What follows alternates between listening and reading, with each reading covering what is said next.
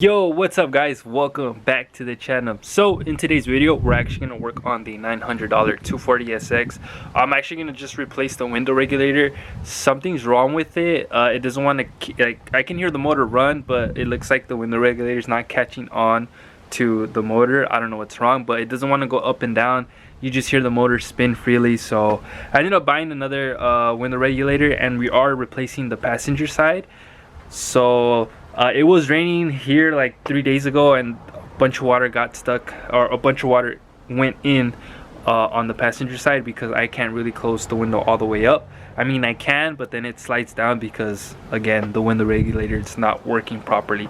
So let's go ahead and tackle this down, and hopefully we can solve all the issues.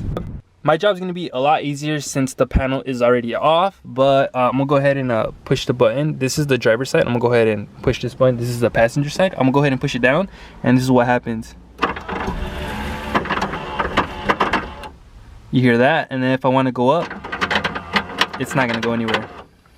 So that's what we're gonna be focusing on today, and hopefully we can get this repaired with no issues whatsoever. But I'm gonna go ahead and tackle down the glass, because I've been reading some forums saying that it's easier to just remove the glass and then pull out the regulator.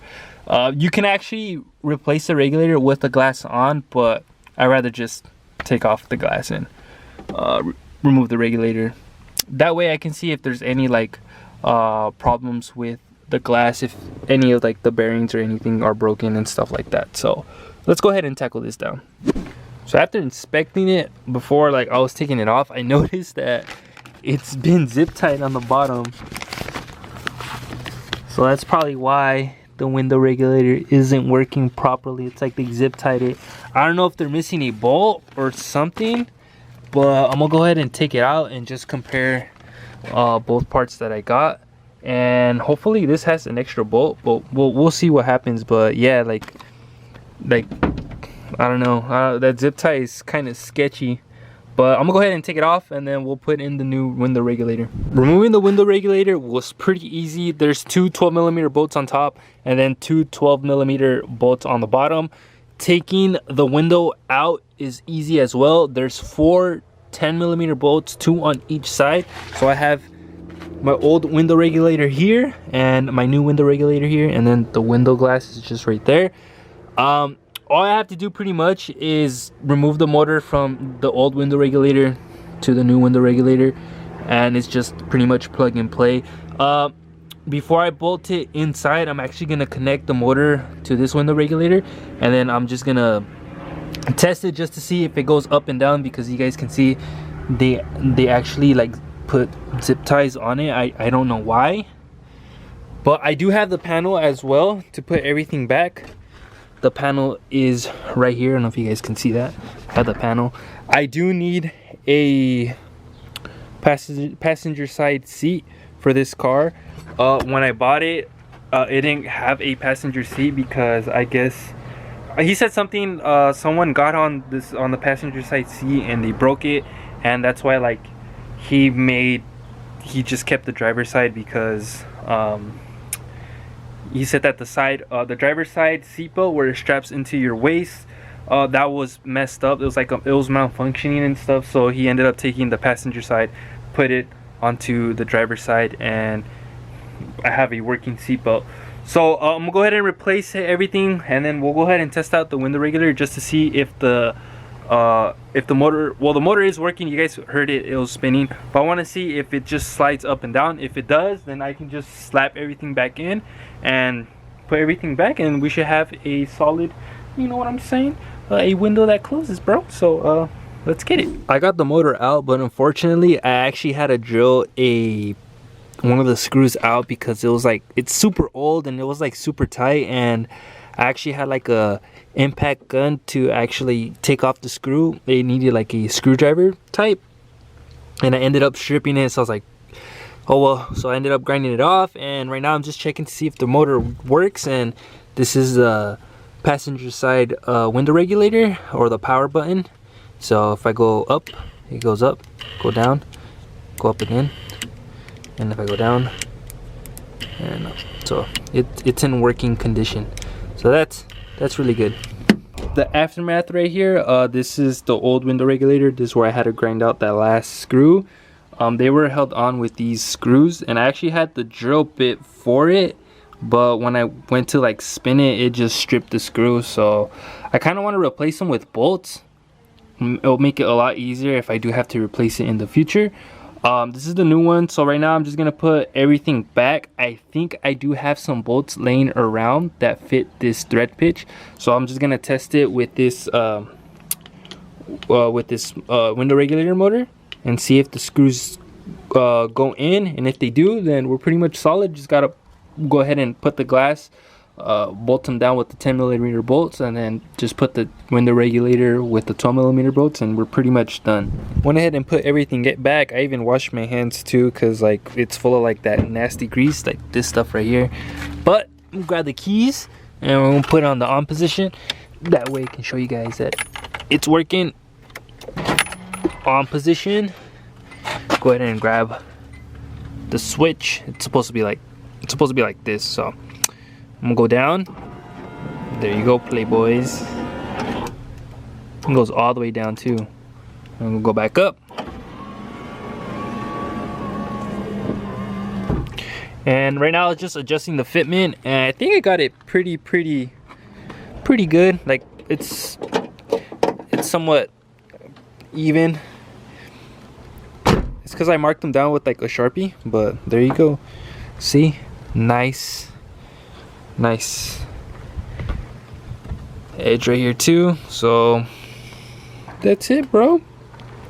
Finished. Again, I need a freaking passenger seat. This was like the first modification, or it's not really a modification, I just had to fix it. Was the window regulator. The problem with it was sometimes like I would be driving and the window would just creep down by itself. And of course, if I were to go to like a grocery store, if I were to do errands, people can just like pull down the window of the car, grab whatever is inside the car, or even potentially take the car. So that's why I had to get this window regulator fixed. That way it's gonna prevent like theft and stuff like that. And the car does have an alarm, which I was messing with the radio and I don't know what I did. Honestly, I did not know what I did. Like, I didn't know what I did, and the alarm started working. So that's like another, you know, less I don't have to spend more money on, you know, putting an alarm and stuff like that. I've been thinking of just putting like a quick release steering wheel on it, or I might keep it OEM. I am looking for like another OEM steering wheel, so if you guys have a good condition steering wheel, leave a comment down below, or if you guys are throwing it out, let me know, because the one that's on this car is pretty beat up. But let me go ahead and just mess with this panel, and then I'll just show you guys the end result. It's also a hot day today, and California weather is so weird. Like, it rained like 3 days ago, and now it's like super hot. But I'm just gonna put all the panels, everything back, and then I'm just gonna look through whatever. I have a box right here that has some parts as well, so I'm just gonna look through them and vacuum the passenger side. That way, when I find a passenger seat, the carpet is gonna be super clean. And I do need to see if I do have that. I don't know if you guys can see that, if I have the panel for the driver's side. I think I do, somewhere around the car, but I need to put that back as well. And another steering wheel, because this one, again, this one's like super beat up. The car is looking clean now, but look at that panel back on. And what's crazy about this freaking panel is that it had all the clips, the original clips on it, so I was like super careful with it, because of course they're old and brittle. But look at that, yo, look, super clean, goes up and down whatsoever. And I'm surprised that this piece right here, this black piece right here, it's in good condition. Usually when people are taking off the panels, or like they're fixing the window regulator, or they're fixing something with the door, those clips for that specific section, they're like they're really brittle. Like, when you try to take them out, you can potentially break them, but they're all attached. It's good to go. Even the freaking seat on this as well, if I close it, oh, actually the car's not on, but if I were to turn the car on, it rolls back, but again, your boy don't have a passenger seat. The next thing I gotta focus on this car to make this car a reliable car is I am gonna do a fuel pressure check on this car. It sometimes struggles to start, so I'm pretty sure it has the original OEM 1989 fuel pump, so I'll go ahead and upgrade the fuel pump. Might as well. It's gonna need one in the future. And I noticed that, well, I drive this car every Sunday, because Sunday is like my last day of work before I have like my 3 days off. I noticed that the car is losing power steering and it's leaking, so I have to go under the car, which I haven't done yet, so I'll probably do that in a separate video. I'm gonna go under the car and just check out the pressure lines for the rack and pinion to the power steering pump and stuff, just to see if there's any leaks or if potentially the rack and pinion needs a rebuild, or I'll just buy a new one. But we're getting there little by little. The car is really reliable. I'm used to driving a car without power steering. If you guys remember, my old 240 didn't have power steering until I actually found a 240 at a junkyard, and actually there's a specific part that I need. It was like a metal rod that goes to the container for the power steering all the way to the rack and pinion. That specific metal line on my car broke, and I think it broke when I had the incident where the pipe went under the car and broke my oil pan, and I think it actually broke that metal rod, because when I was troubleshooting the power steering on my other 240, it was leaking everything. And then I went ahead and just got my nephew. I'm like, hey, turn the wheel, and we found the leak. It was just like spraying everywhere. So I honestly think, since this car is really old, it does have like the alignment's really like, it's solid. The alignment on this car is solid, but I have a feeling that either that metal rod's broken, there's one of the hoses are ripped and causing a leak, or the rack and pinion needs a rebuild, or the rubber boots on them are like torn up or whatever. But I'll go ahead and troubleshoot that on another video. So if you guys enjoyed the video, please hit that like button, comment down below if you guys have any questions, and don't forget to subscribe to the channel. We're almost at 4,000 subscribers, which is crazy. So I've been, you know, working, trying to get some parts for this car, and I'm trying to finish up my car as well, so I can take to the track.